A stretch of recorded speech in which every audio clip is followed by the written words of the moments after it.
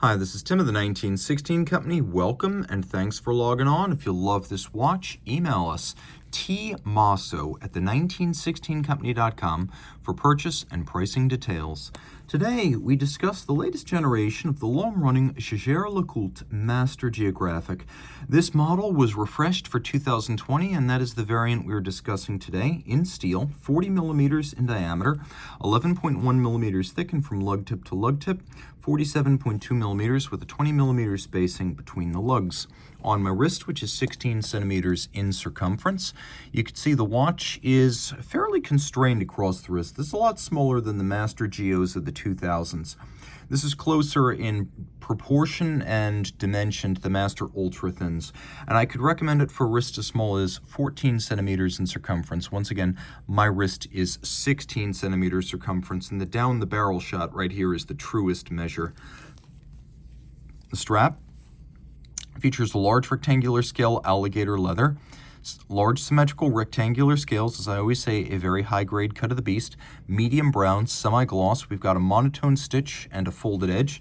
On the bottom, calfskin, a brand new Jaeger-LeCoultre factory strap, no crimping, no gouging.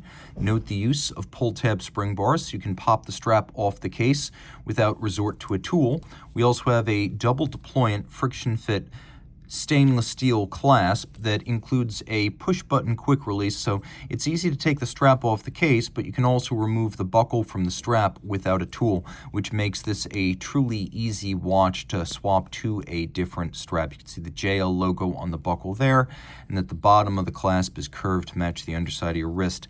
Very simple case design. Lug hoods are polished. The flanks have a bit of a soft bevel on them that is also polished. That bevel expands towards the end of the tapered lugs. And then we have longitudinal satin finish across the case. The bezel is very slightly stepped in from the case band to visually pare down the mass and create the impression of a thinner watch. It's got a little vertical face, then a conical profile that gives way at a cambered sapphire. We have a JLC JL logo on the crown and a little pusher adjuster for adjusting the radial date. The watch includes dart-style applique indices that are faceted, and I'll show you both of the Dauphine style hands. You can see that they are half frosted to make for a better contrast against the dial base. All of the sub-registers use alpha hands that are blue lacquered, and the dial itself is a combination of a metallic silver sunburst for the dial base, and then we have a matte texture inside each of the sub-register wells. There's a flange outboard against which you can read minutes and seconds, and this is a dress watch, but it has a fair amount of luminescence. You can just approximate the time in the dark.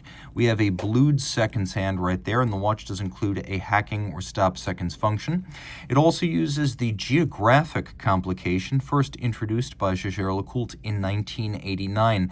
And this sort of works like a hybrid of a world time and a dual time. So let me demonstrate what I mean by that. You can see that as I change the reference city down at 6 o'clock, change it in either direction, the watch does all the math. But what you can also see is that Geographic complication pertains specifically to the time displayed on the secondary register at 6 o'clock.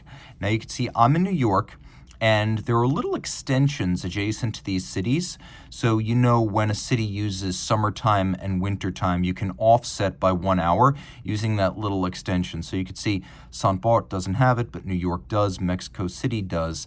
We also have a power reserve indicator for the watch's automatic winding 70-hour power reserve. That's more than in the past JLC is getting with modern times and giving us a proper roughly 3 days of power reserve.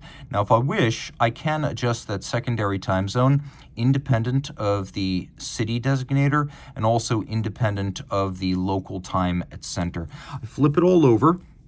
Rose gold rotor, automatic winding, 70-hour power reserve, unidirectional winding action with ceramic bearings, those two features making for a very efficient winder, a free sprung balance for precision of adjustment as well as better shock tolerance, and it's a 4 hertz beat rate, all of this pivoting on 34 joules. You can see we have stripes, we have engine turning, we have genuine fire blued screws. The finishing is mostly mechanical, though there is some hand finishing, and the bluing of the screws is a nice warm traditional touch. We also have satination on the wheels and solarization on the ball bearing at center. You can see 5-bar water resistance, far more than you'd expect on a dress watch. 30 is pretty much dress watch standard, and while I don't recommend you swim with this watch, 50 really does give you an extra margin of error when washing your hands or being caught out in the rain. You can see we have a combination of polish and recessed media blast on this case back. And a little note that the watch has been through the Master 1000 Hours control, which launched in 1992. It was one of the first in-house tests that truly went beyond the COSC. It is chronometry in 6 positions, not 5, a fully cased-up watch, not a bare movement, also includes winding efficiency, power reserve, general durability, and water resistance. So Master 1000 Hours control over 41 days, a genuinely challenging task and a truly meaningful rating. If you love this watch, reach out to Team Mosso at the 1916company.com for purchase and pricing details.